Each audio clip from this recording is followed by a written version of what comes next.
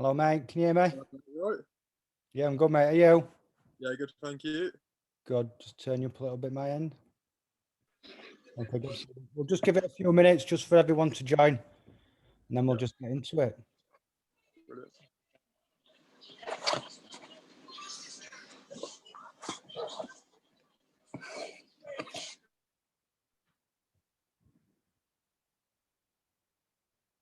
Okay, just everyone, just as when you're joining, just make sure you're all muted as well, please. I'll make sure we can only hear me and Giles tonight.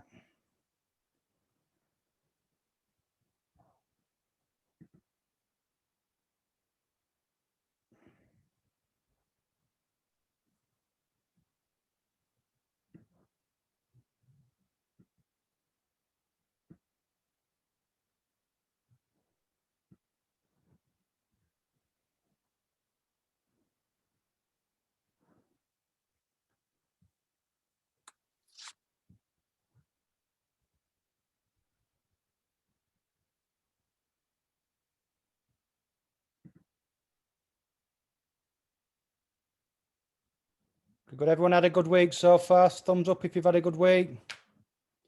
Good. All looking forward to the snow again at the weekend.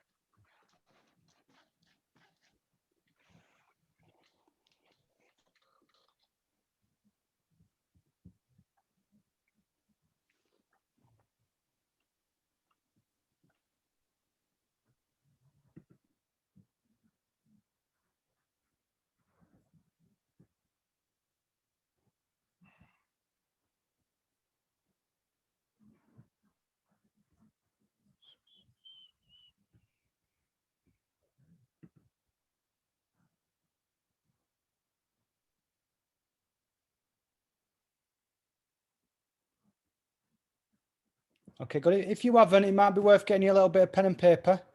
All right, some of you might get some good information that you might want to write down so you can remember at a later date. Or while Giles is talking, there might be a question that you might want to ask him, but we'll wait until the end for any questions to be asked, just so that leaves Giles and me time just to get through what we need to get through. And then we'll have the last 5-10 minutes just for everybody to ask any questions. So if you haven't got a pen and paper, just grab yourselves a quick pen and paper. And we'll get started.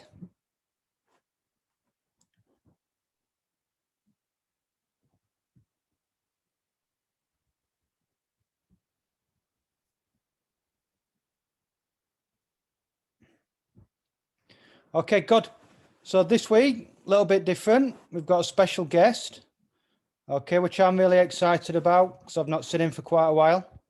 Okay, so the first time I met Giles was quite a few years ago at St. George's Park. I was down for the goalkeepers conference and Giles was down there as well and was also doing some of the demonstrations. So I had a quick chat with him, and football being like football is and goalkeepers being like goalkeepers are, we've kept in touch ever since. Okay, so every now and again we just have a quick little catch up on social media, and it's nice of him tonight to join us and just talk us through his career. Okay, so can we all just give a nice big clap for Giles? Welcome along.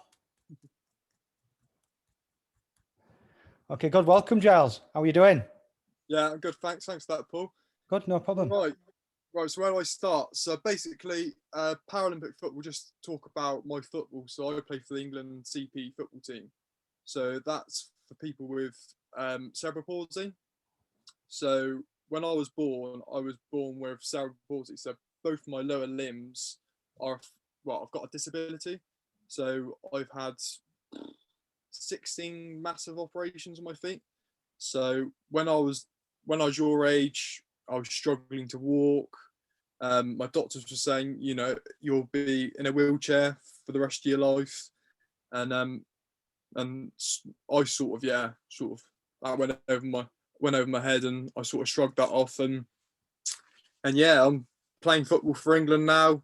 Walking, reasonably fine. I can go to the gym, sort of a normal person. So yeah, so that's a little bit about cerebral palsy. So in our football, there's 4 classifications, a 5, a 6, a 7, and an 8. So the worst category, which is the most disabled, which is a class 5, which is what I am.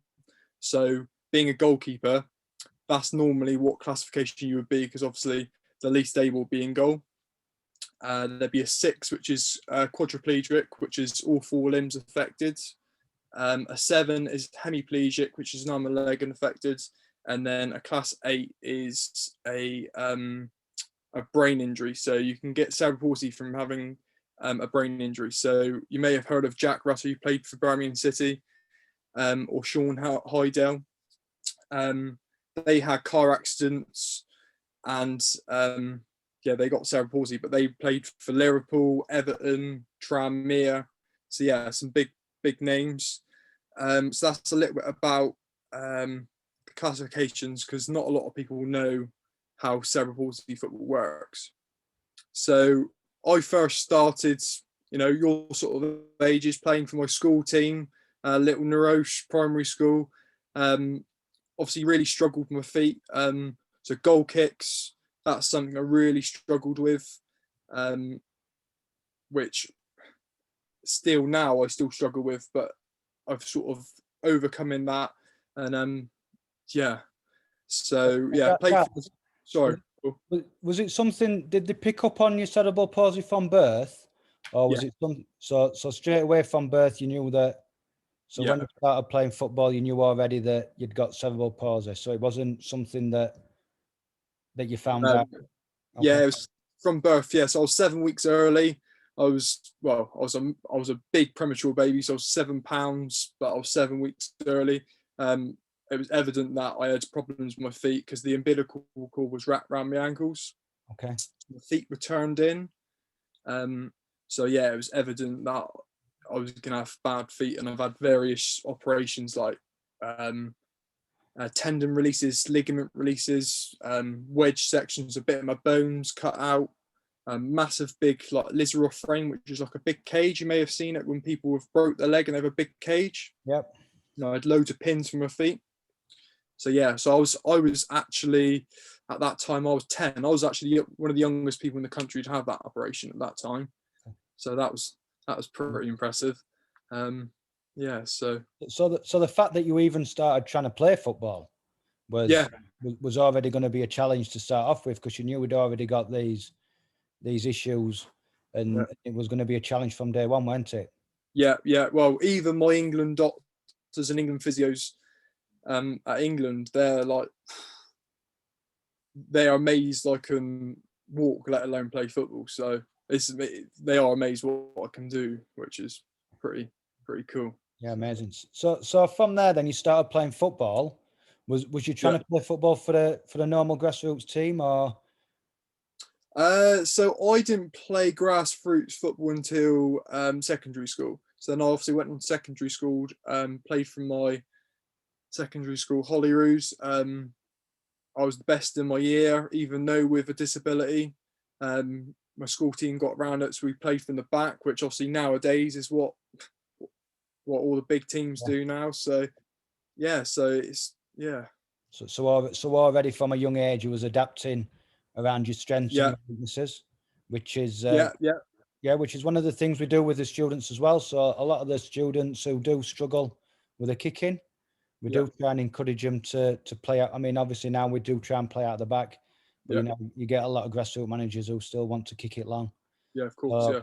What we try and do with the young ones now is, while they're building that strength up to be able to kick long, we try and encourage them to play out the back. Yeah, definitely. Yeah. Well, obviously, because I was in a wheelchair for up to probably 10 years old, so my upper body got pretty strong, and obviously because drop kicks, I can do them really well now, but when I was younger, I really struggled. So because I've got long arms and obviously having that upper body strength, I was able to throw it. Yeah. So in our football, it's a full size pitch. It's 3/4. So you can imagine the 18-yard box. It's just the edge of the 18-yard box, and I can near enough throw it to the 18-yard there the opposite team's 18-yard box. Okay. So that's sort of my. I'm not able to drop kick as well as a normal player, but I've got that adaptation where that's how I've. So you've worked, yeah. So you've focused on a strength, Exactly, yeah. which was your throw-in, because obviously the kicking was a challenge. Yeah. Yeah, very good. Yeah. So that's as well, yeah, that's something that the students can think about doing. The areas that they're not very strong at, they can focus on the strengths to try and protect the weaknesses a little bit while they have chance to work on the weaknesses. Exactly. Right.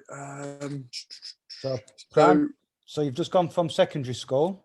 yeah. So playing at secondary school, obviously playing from a school team. My PE teacher was just saying, obviously Giles has got a disability. They then contacted the FA, and the FA said there must be some team that he can play for. So obviously having cerebral palsy, the cerebral palsy team made sense. So I went along to CP Southwest, it's called. Literally did one training session. I was lucky enough that the next 2 weeks after that there was a tournament at St George's Park. Okay. And this is where all the CP sides meet together. And what age are you now? I'm 23 now. I mean, when you started doing that? That was so I first.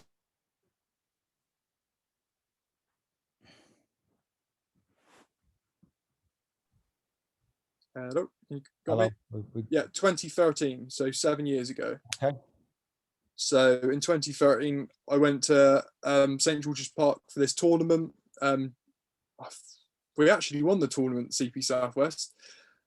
Jeff Davis watching head of disability football. He pulled me aside at the end and said, this is the first time I've watched you, but I'm very impressed. He then invited me along to the England development team a few weeks after, which actually it was a little mini Tri Nations tournament.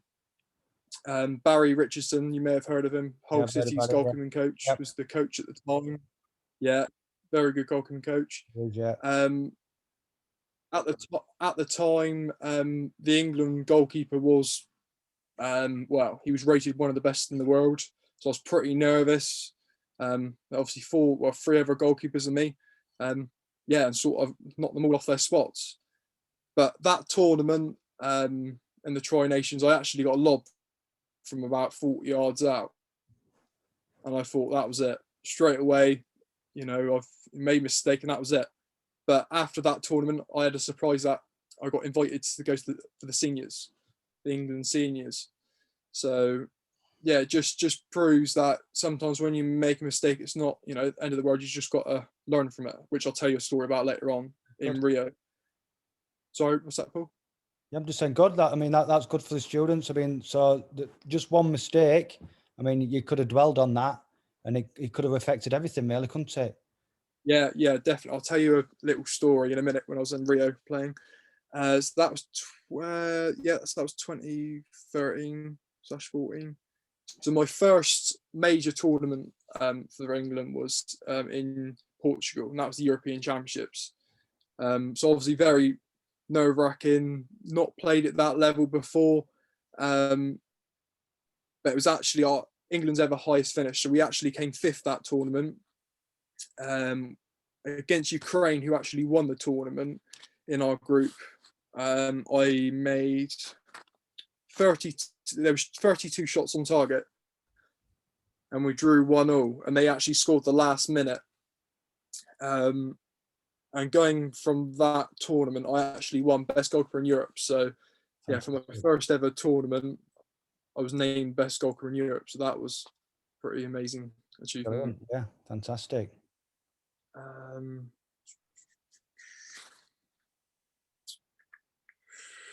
And then 2015 was the World Cup in St George's Park, which is probably when I met you. Yeah, Paul. Yeah, I think it is. Yeah. So 2015. So I'm not too sure if many of you know, but St George's Park is sort of the home of English football, where all the England teams meet and play their football. They've got a Wembley replica pitch, so where the England players train, it's got the same grass as Wembley's pitch, so they can climatise to everything. So all our games are played on the Wembley replica pitch. We came fifth that tournament. Yeah, that's all I can say about that. But that same year, I played in the Under-19 World Cup at Nottingham and won a bronze medal, which was another pretty cool achievement. Brilliant, yeah. So yeah, the highlight of my career is playing in Rio, so the Rio Paralympic Games. So so basically in our group we had Brazil, Ukraine, and it was us. So there was and Ireland. So 4 big sort of powerhouses of CP football. So it's a bit of a group of the death. So we weren't expected to get out of the group. We didn't, but we did really well. So in the first game we had Brazil. Which was the opening games of the Paralympics. There was 15,000 watching. It was amazing, absolutely amazing experience. We lost. No, we didn't lose. We drew 1-1.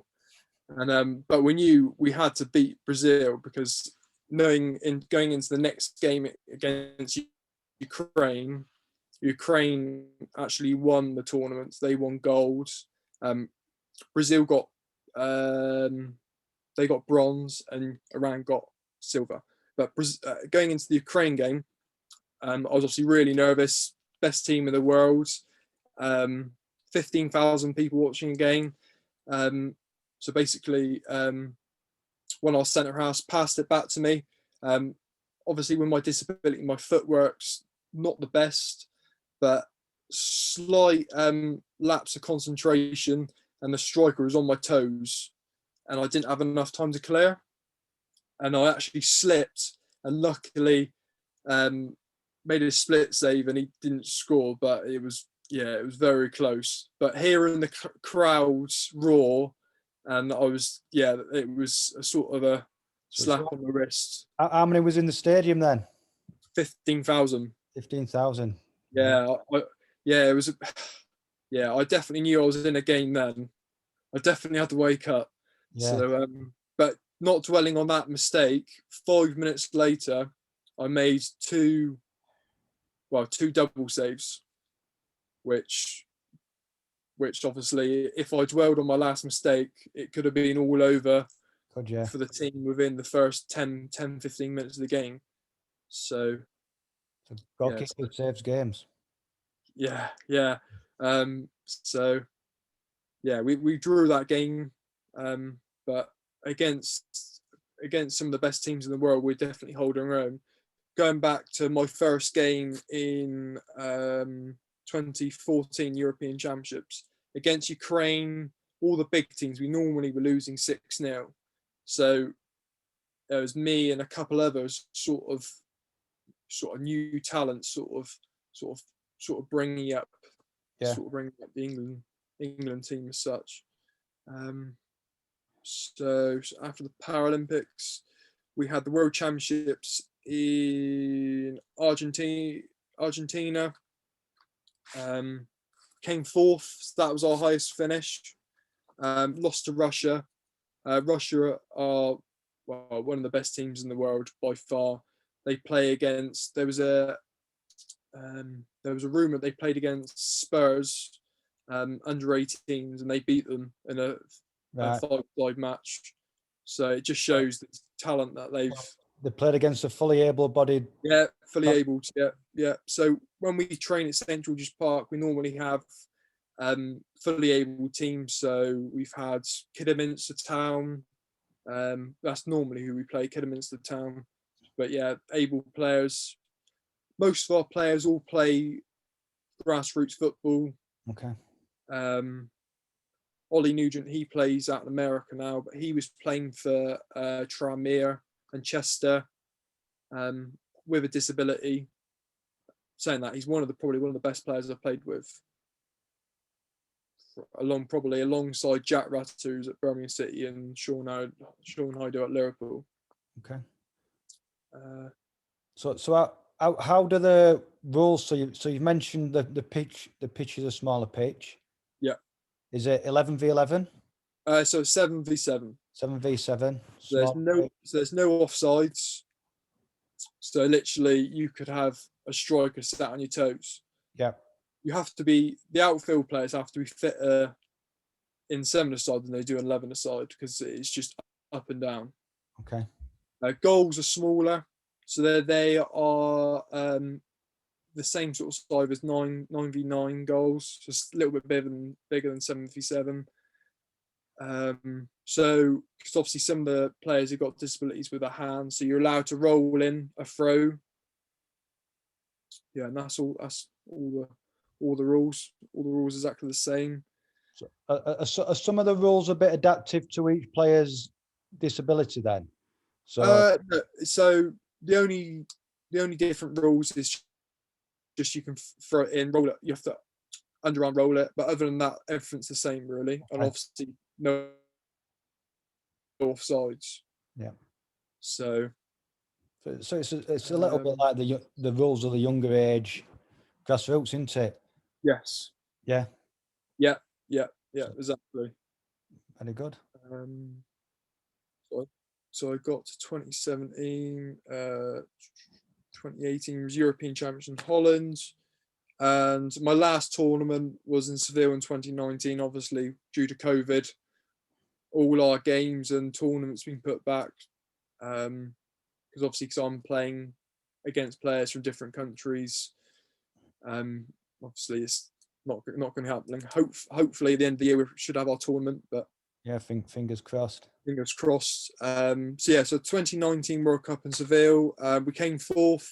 But in the last game against Brazil, we were playing in 42-degree heat, so it was tough. And obviously, Brazilians were used to the heat, and we wasn't. So Yeah, yeah, that's the challenge. Yeah, I played in South Africa, and it was better the same. did you? Yeah, we played against the South Africans, and they found it quite easy. And we even went out a week earlier to try Yeah. and adapt to it, and the altitude as well. But it was just too much of a challenge at the time. Yeah, I could imagine because we did.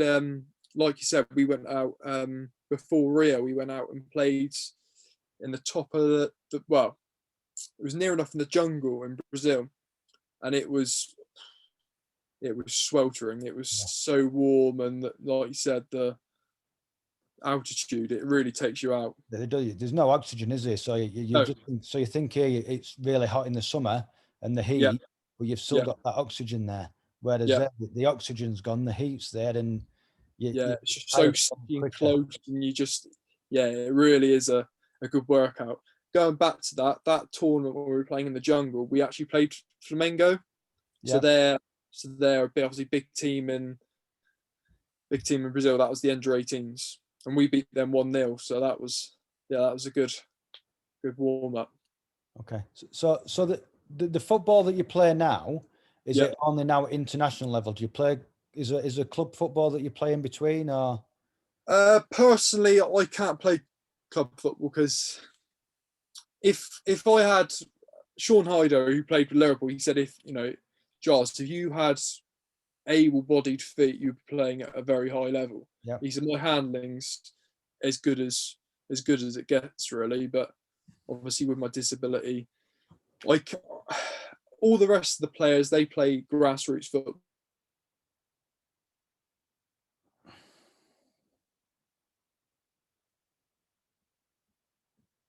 Okay, just froze on me there. Okay, just while we're waiting for Giles to unfreeze, he's back. Is he back? Oh. You just froze on us there a bit, mate. You back? Yeah. Yeah. Hello. Yeah, you're back. Yeah. So due to obviously my disability, I picked too many injuries up. All the rest of the players, they all play grassroots football, but I'm just a bit of a special case where try not to get injured. Is there no CP grassroots football or anything like that? Yeah. So there's still a CP team. So there's CP Southwest. There's like Northern. There's about 4 or 5 different teams. Yeah. So I still play occasionally, but yeah. There's not a league or anything like that, really. There used to be a league. They're trying to get it due to funding cuts and that. It's been a bit difficult. So the last couple of years, it hasn't been as good as it was, say, 5 years ago when I was playing. Yeah. So When COVID's not about, then yeah. what is your structure then? What are we doing from a week to week, month to month basis generally? So for work, I'm a sports therapist. So so basically a physio. So training, I'm in the gym probably five days a week. I'm in the gym, and try and get 2 football sessions done as well a week. So I do that with Tony Rich, which is the Yeovil Town ladies goalkeeping coach. He was also the one that spotted me to get me into CP football. So I'm very good friends with him. So yeah, I do a lot of training with him, and obviously a lot of time in the gym and rehab, because yeah, I have to get the right balance. I'm very different to a normal bodied goalkeeper. I just have to just tick over. Yeah. So if I do too much on my feet, because I'm 13 stone, 6'2" on bad feet. So yeah, I just have to take it easy as such, but also keep, still be best goalkeeper in England and the world. Yeah, so, yes. So you've probably got the best job really, because you can self-diagnose and make yes. sure that, yeah. Yeah, so exactly. Yeah. Too much, and if you do know that you're doing too much, you can address it as well, can't you? Yeah, exactly. So good. So if we're moving up to a tournament, then for instance, so what would the process be? What would the process be there? So we have a tournament once a month with England. So very limited. So we have a maximum of say 10 camps a year along with England, and we go on a Thursday night. So we try and train the Thursday night. We train twice on the Saturday, twice on the Sunday. So we have a maximum of 5 sessions. 5 sessions a camp. So you're talking only, what's that, 10 training sessions properly as a team. So compared to Russia, Ukraine, USA, all the big teams in the world, they're all full-time athletes. So they train. I seen an article the other day, Russia, they train 320 days together, compared to us, who, lucky to get 10. Yeah. So for us getting, 4th in the world, we're doing really well. And we're supposed to be quite well funded, aren't we, really, compared to some countries, and we're still not funded enough. No. The last couple of years, obviously, with us doing exceptionally well, getting 4th and 5th, we get paid a little bit to train at home. So we have to do a maximum of 7 hours a week. We've got a heart rate monitor, which we've got to wear at every training session. So we're supposed to get 15 minutes in zone 5, which is the red zone. So that's so your age deducted by I forget whatever it is now, but yeah, basically you have to get your heart rate. Bras now into that. You see the exactly. Yeah. Oh yeah. Yeah. So we have to wear one of those in the gym, and obviously training, and that tracks how hard we're working basically. So we have to reach those zones to get paid. So you have to do that at home. So you have to do that at home. Yeah, at the moment, due to COVID, it's not very easy in a little box room. It's not. No, but it's good though. It's got a little incentive that obviously you've got targets to it, and they can see that you're working. You're not just saying, "Yeah, I've been for the 10K run today," and they can actually see that you're doing that, and they can see that fitness is there, and so then when we do get back to it, they know that your fitness is up there as well. Yeah, exactly. Because obviously, because we're not full time like the rest of the countries, they've got to trust us to do our stuff at home. Yeah. So when we do come to tournament, turn up to a camp, that we're fit and we can make the most out of the 4 or 5 sessions we can. Because fitting four or 5 sessions in at high intensity with a disability is pretty tough. I bet. Yeah. And perhaps playing a game against Kidderminster Town.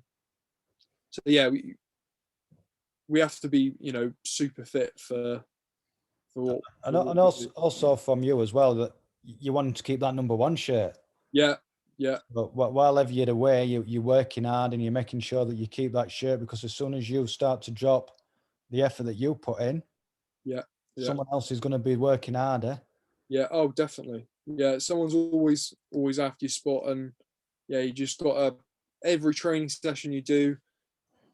I always set myself a little goal, and if I don't meet that goal, then I'm annoyed with myself the rest of the day. It's not very often I don't meet that goal because I'm out there until I do it. So yeah, so I'm doing a lot of cycling at the moment, trying to keep as fit as I can, because with my disability, I can run, but I can't run very well. My ankles. So cycling's, one of the ways I can try and keep as fit as possible. But yeah, like you said, Paul, someone's always after your shirt, and you gotta be the hardest worker in the room. Otherwise, you won't get You, you you've won't got hit your you've got to goals. be so that your biggest critic is the person who looks back at you for a minute. Yeah, yeah, That's the only person you've got to answer to. yeah, yeah, definitely.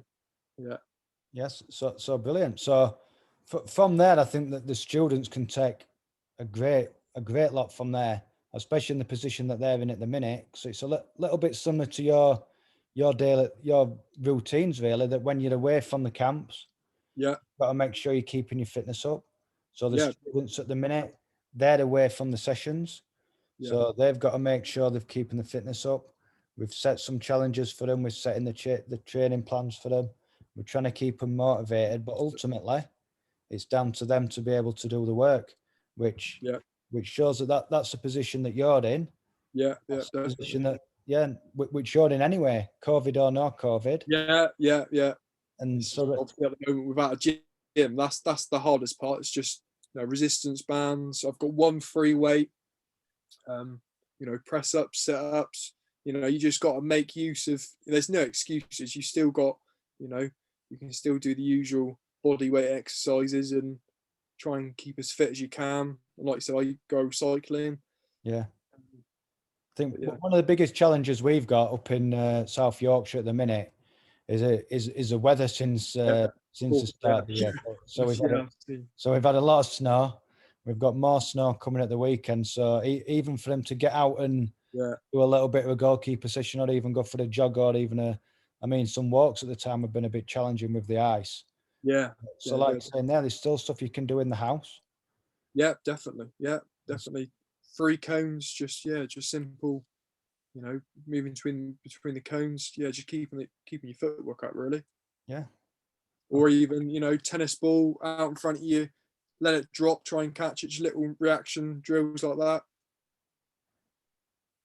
Yeah, sit ups. Get your mum to come up, catch the ball, back down, touch the floor, throw it back to your mum.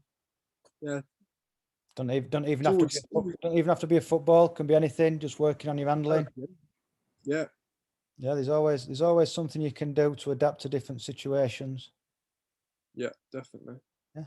Okay, very good. So we'll open it up now, see if the students have got any questions for you. So Yeah. anyone got any questions? Come on, someone must have a question. Yes, Freddie. Who inspired you to be a footballer and why? So I'm a big Yeovil Town fan. So you may not have heard of Chris Will, but Chris Will was Yeovil Town's goalkeeper, and he's inspired me to sort of do what I do. Joe Hart, massive inspirational as well. So I've played with Martin Sinclair, which is Scott Sinclair's brother, who played at Man City, and now he's at where is he at now? Championship side, Preston. So he played alongside Joe Hart. in 2014, Joe Hart sent me a good luck message, which was pretty amazing, which was pretty cool. Yeah, very good. Anybody else any questions? No. Go on, I'll do £10 on FIFA. Go on, Jaden. You go mute yourself. Wait a minute. I've done it. Oh, go on then. What kind of gloves do you have? Gloves, I wear HO gloves.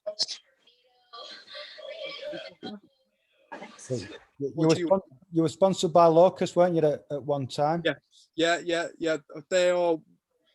They were one of my favourite gloves. Yeah, so yeah, very good. So was that Phil James Clark? Yes, it was. Yeah. So I've got my own glove range coming out soon, and I've done them Phil James. Oh, have you? Oh, brilliant. Yeah, so I'll maybe send you a pair down. Oh yeah, fantastic. So is that through J4K or? No, it's Phil James. So Oh. so obviously James has got quite a lot of fuel factories. Yeah. So, and he was a little bit more knowledgeable about the gloves, so which is why I used him in the end. Yeah, James is really good chap. Yeah, it is. Okay, good. They Yes, got Alfie. Have you ever met any of the players who play at Wembley? Yeah, so I've met Jordan Henderson, Wayne Rooney, Tom Heaton, all the big names. Yeah, I've met them at St George's Park. Yes, that's pretty. I'll tell you a story. I was getting a picture of Wayne Rooney outside the lifts at St George's Park, and he put his suitcase in the lift because he didn't want the lift to go up. And I was having my photo taken with him, and the lift shut and crushed the suitcase up.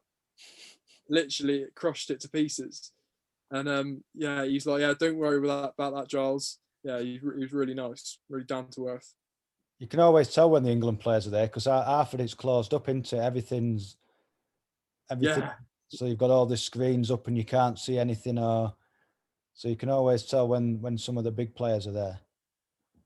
Yeah. Gareth Southgate is really, really nice, down to earth. He's always happy to come and say hello. He'd stick his head in and say, he even comes and watches train, which is pretty cool. So yeah, amazing. Really. Yes, Alfie. Another Alfie's got a question. Yes, mate. What team do you support?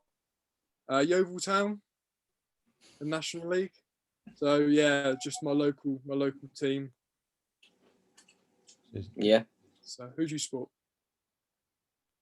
Liverpool, but I'm in Barnsley, so that's my home team. Well done.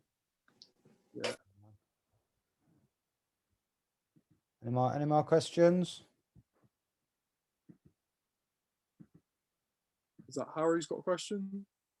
I think Freddie's. Oh, so go on, Gracie's got a question. Yes, Gracie. What's it like training at St George's Park? Yeah, it's amazing. All the pitches are well, they're just so flat and pristine. It's obviously best food, Hilton Hotel. All the food's 5-star. Yeah, it's a real honour to train at a place like that. Just the surroundings are spectacular as well, aren't they? Yeah. It's just in the middle of nowhere, isn't it? And just walking around without the football, it's just a great place, isn't it? Yeah. Yeah, brilliant. Yes, Freddie. Paul said you played blind football. How hard is it to communicate with ears? So blind football, that's not what I play. That's another disability sport.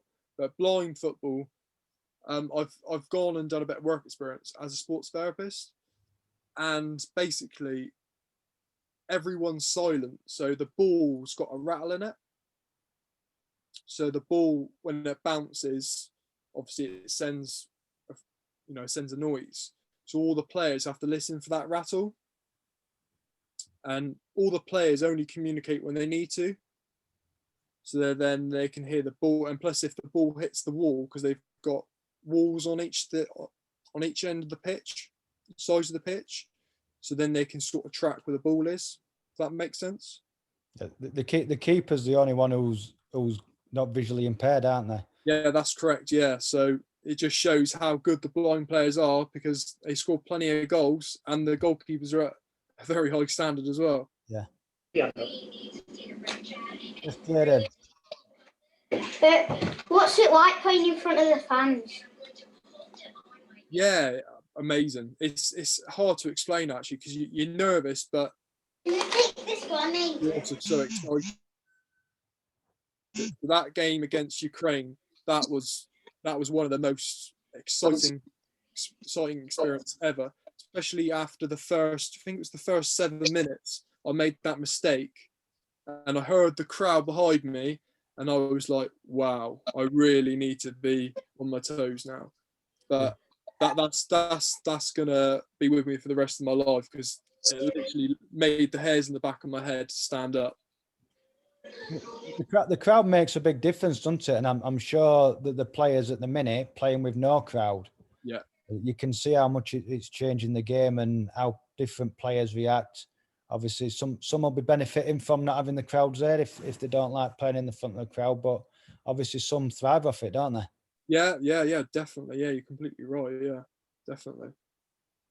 Okay, any more questions off anybody? Yes, little Alfie. Who gave you the call to say or ask you to play for England? So Jeff Davis is the head of disability football. So he invited me along to the tournaments. So yeah, probably Jeff Davis.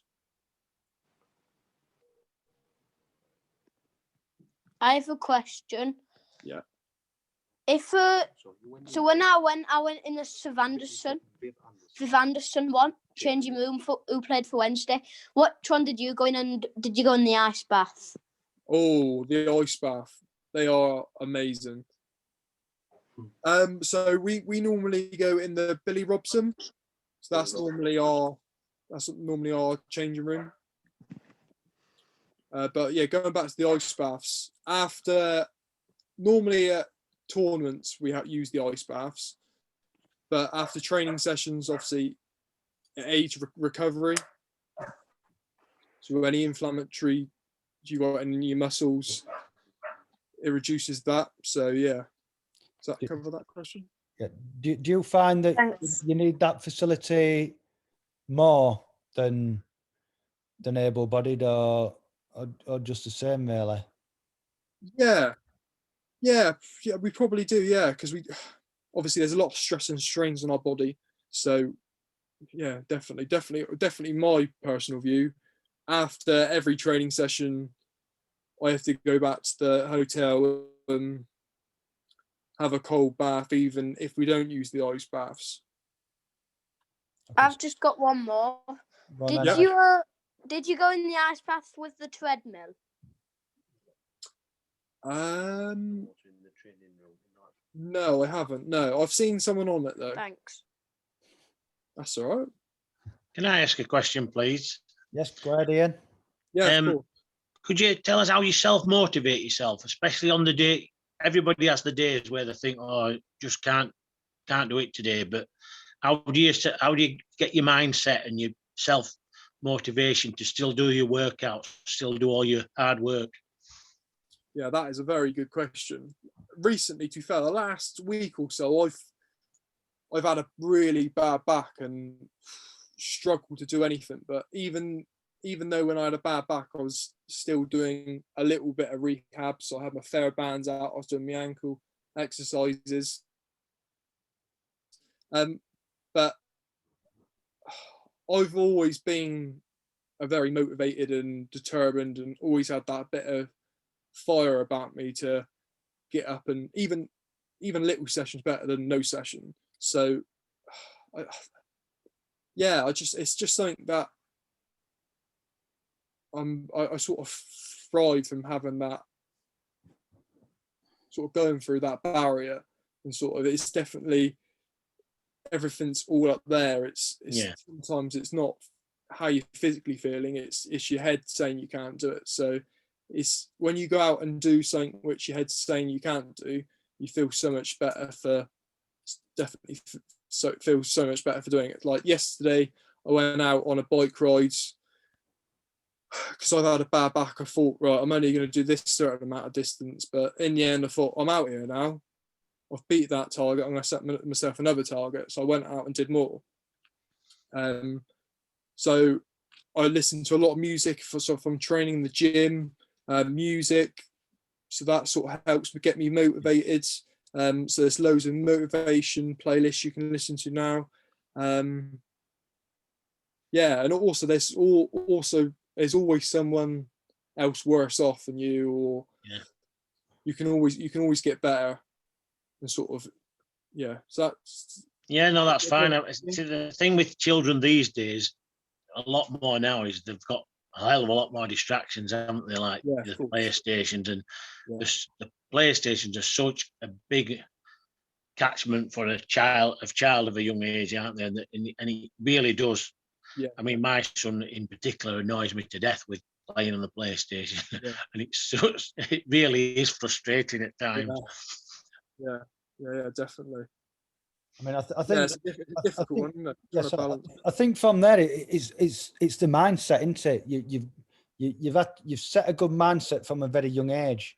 That you've wanted to. You've had them challenges, and you've been able to not only get through the challenges, you've smashed the challenges to be able to play at an elite level in what you're doing. And like you've said, it's all about the mindset. It's all about keeping going, keeping focused. I'm sure many times you could have quite easily have given up, and nobody would have questioned you giving up. No, definitely not. No, Did you say you had doctors telling you to give up? Yeah. I've had doctors saying, you can't do that because you'll end up breaking yourself, or it's like my doctors at England now. They're still amazed I can go out and play football and see the saves I'm making. Like, Giles, how did you do that? I'm like, I don't know, I just do it. I think it's just all, you've got to be mentally driven to do something. So sorry. One of the good things as well from one of the stories you said when you was in Mio, that you was aware you made a little mistake, but you quickly brushed across that and you focused on the 2 saves you made straight after.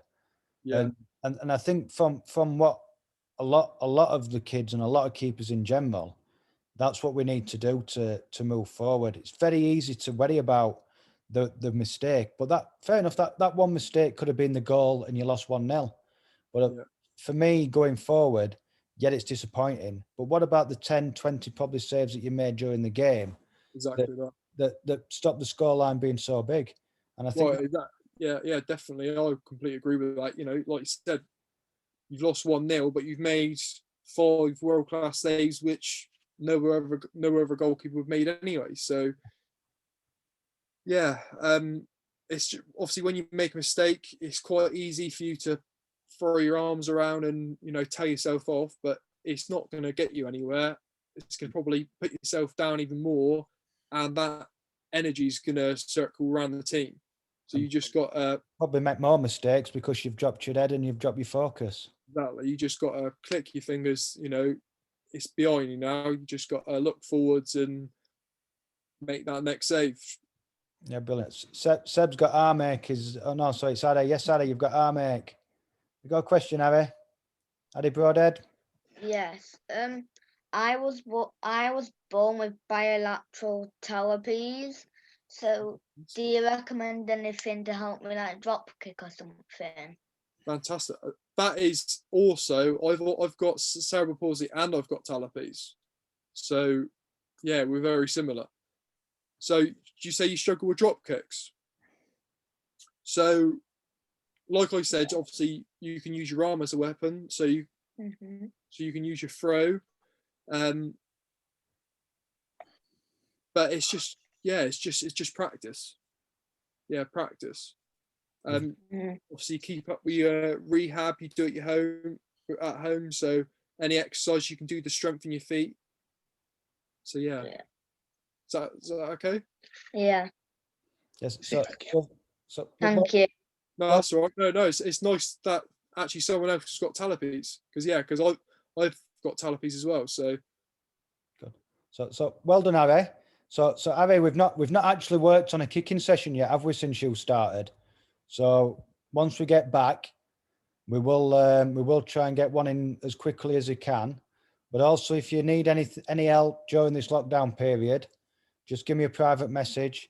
And if you want to do a little Zoom as well, we can do a little Zoom, and we'll just talk through it. And then that's something that you can maybe work on when the weather's a little bit better and you can get back outside, and we can try and work on that kicking during lockdown for you. Yeah, don't worry about how you can always improve, and yeah, that's fantastic. Yeah, keep up the good work. Okay, good. Any more questions off anybody? Yeah, I've got one, Paul. Yes, gents. What's the best stadium you've played in, and how many fans have you played in front of? So yeah, it would have been in Rio. So that was 15,000. So in Rio, it was actually the stadiums were put up, so they were scaffolding. So they were stadiums, but they were just like purposefully built. Yeah, so it was 15,000 people. Yeah, it was an amazing experience. It was actually at an army camp, which was pretty weird, because obviously in Rio everything's high security. Yeah, actually on the way out of one of the games, the power cables were low, and every time you went out of the army camp, you'd hit the power cable.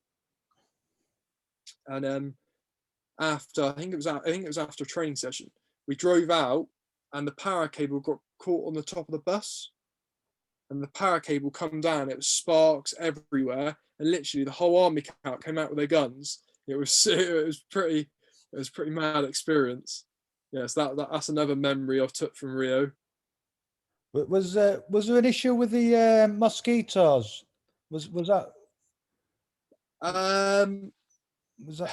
Yeah, the Zika virus. Yes. There was obviously we had to use all the mosquito stuff, but personally I've never heard of anybody catching it, or to be honest, I didn't get bit either. So Because a few athletes didn't travel, did they, because of it? Yeah. It's a shame. Yeah, it is a shame, because I didn't personally hear much of it. It's just the press, basically, then. Yeah. Okay, good. Any more questions just to finish off? Yeah, Isaac's little brother's got a question. He's just walked in the room and realised that there's a professional footballer on the screen, so he's got a quick question. You going to ask? Go on then. Who's your favourite football player of all time? Of all time? It's no one interesting, right? It probably is Chris Will at Yeovil. He played for Yeovil Town. Sorry, no one interesting. Yeah, I support my local team, and yeah. Die-hard Yeovil fan. But yeah, I am a die-hard Yeovil fan. Yeah. Thank you. That's all right. Okay. I've just got one more. Who would your all-time favourite club be to play for? Definitely Yeovil. Yeah.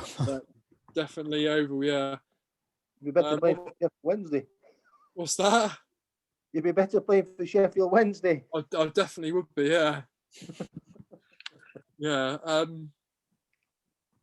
Yeah. It's hard to, obviously, if I had abled legs. Obviously, Sean Hydo, who was at Liverpool, he did my handlings as good as it gets, really. But it's a job to know how far I would have gone. It may have been without my disability. I may have not played in goal, so I could have been a midfielder and not made it at any level. So I can't really think that, if I had good legs, I'd be playing at a good standard, because is that what pushed you into goal then? So. Yeah, I think it was. Yeah, I think we're having my problem with my feet, talipes, cerebral palsy. It made sense, massive shovels for hands, long arms, strong upper body. Yeah, it sort of made sense. Yeah, because I think there'll be a few students here as well who are goalkeepers because they're not confident with the kicking. Yeah, that's probably why they've ended up being a keeper. And at one point, you could get away with hiding in goal a little bit and just working on your hands and not doing the kicking. But like you said earlier, kicking and passing's keeping possession. It's becoming a bigger part of the game now, and we can't hide in the goal and not use his feet anymore. No, definitely can't hide. Yeah. Okay, good. Any last few questions? I've got one. Saka. How was it playing in front of 15,000 people? Very exciting, but also there was a lot of nerves. Not gonna lie, it was pretty nerve wracking because I wasn't very old at that time, 2016. So that was 4 years. I was only 19 years old. So it was very scary for sort of young shoulders as such. But yeah, you just got it's all mental toughness. You got to be strong. So we've got psychologists at England, but I've always been pretty driven and sort of what I try and imagine, sort of that sort of paints a picture and how I think things should go. That sort of makes sense. Yeah, very good. Okay, so brilliant.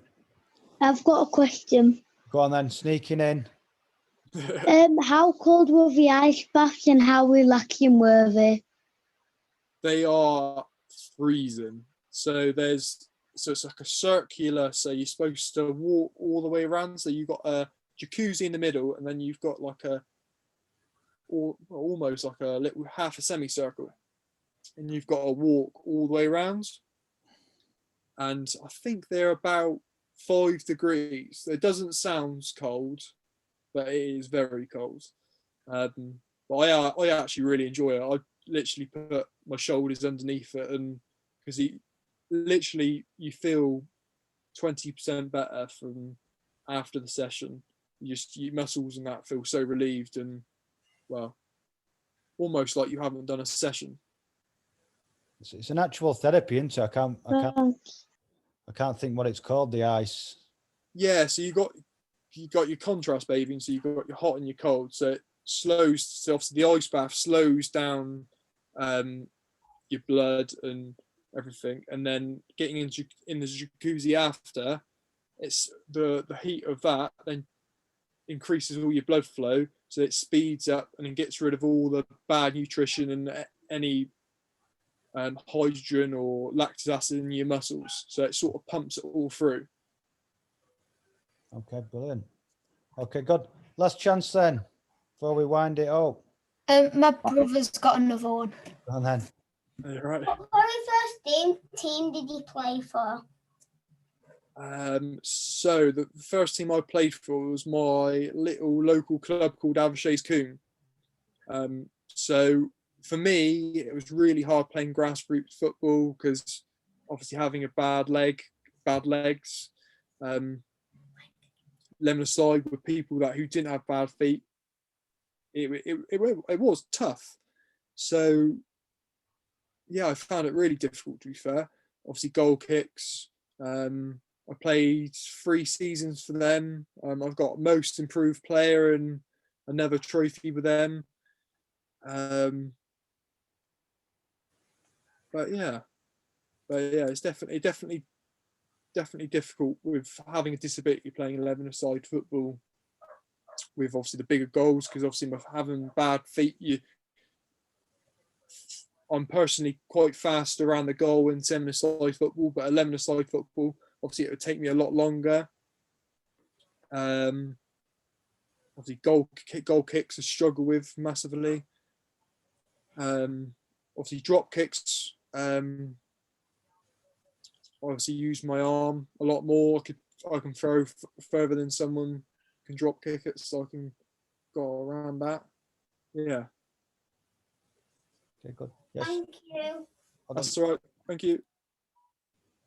Alpha, you've got a question. You've got your arm up, mate. How do you keep your concentration when you're playing in front of tens of thousands of people? Just keeping communicating with your players. Just keeping your focus, really. Obviously there's 15,000 people watching. You can't be looking around the stadium, because just like that first couple minutes of the game against Ukraine, I was concentrating, but I wasn't concentrating obviously enough, because it all happened far too fast. So you've got to be really in the zone, otherwise mistakes and anything can happen. You're not playing at the best of your ability, so you just got to be zoned into where the ball is, your position on the pitch, where your players are, what they're doing. Yeah, so does that cover that? Yes, thank you. No, you're welcome. It's a fine line, isn't it, from enjoying the situation and the environment that you're in, but obviously not taking your mind off it too much and forgetting why you're actually there. Yeah, exactly. Okay, good. Annie, have you got any more questions? It's a great guest for you today. Anything that you need to ask anymore? No? Good man. Anybody else? I've got one more, Paul. Yes, Jens. You said you got on your bike a lot. Yeah. When you were younger, did you try out any other sports?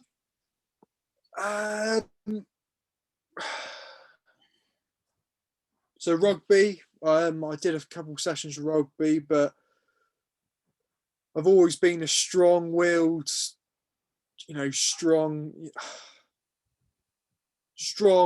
I've always been, the big strong lad, but I've never let on that I've had a disability really. So at school and stuff, I'd just wear trousers. I very often not very often I wear shorts because of my disability. So at school I never really let on. Now I do, but that's just just experience, life experience really. Just I've got this disability, but I can't be ashamed of it. You are who you are. So that's made me the person I am and how determined I am. So what was the question again? I've sidetracked. Other sports. Sports. Other sports. Yeah. So rugby. I did a few sessions of rugby, but I was never with my legs. I always had to be a bit careful. Clay pigeon shooting. That's, to be fair, that's fishing, that sort of sports, but nothing. No other. I've always been a goalkeeper really. That's always what I've focused on. Okay, thank you. Your downtime's very, very out in the countryside, isn't it? Yeah. When I get downtime, I'm out with my dogs, walking my dogs.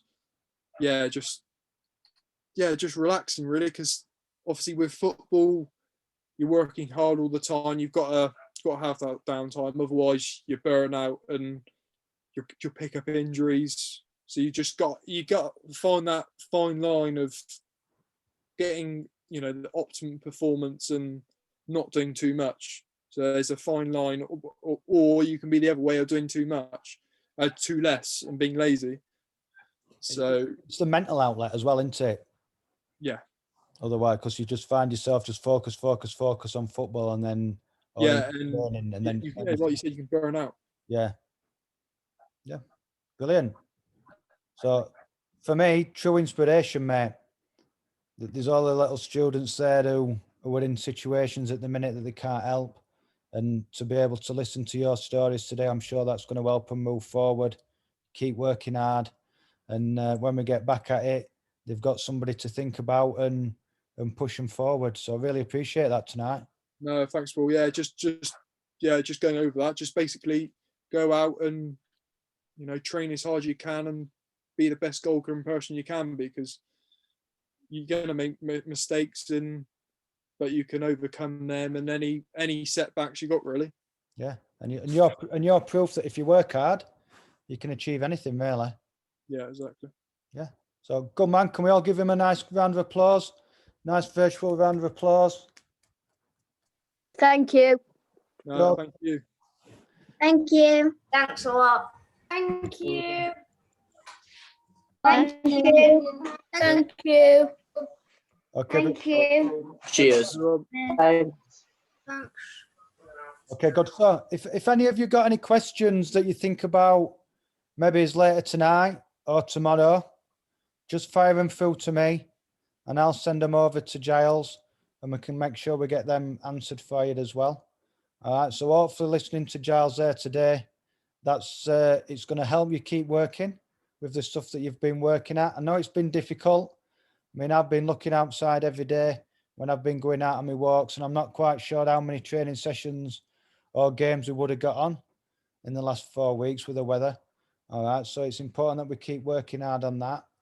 Next week's guest. Okay, so slightly different. We're looking at it from a different aspect of goalkeeping. But next week, we've got Chris Morgan joining us. Okay, so the ones who don't know Chris Morgan, ex-Barnsley, Sheffield United. Okay, he's also been a manager. So he's obviously famous for being a centre half, which I thought it'd be good to get a centre half in. Okay, because let's just see what centre halves expect us to do. What does a centre half want from his goalkeeper? He's also been a good captain.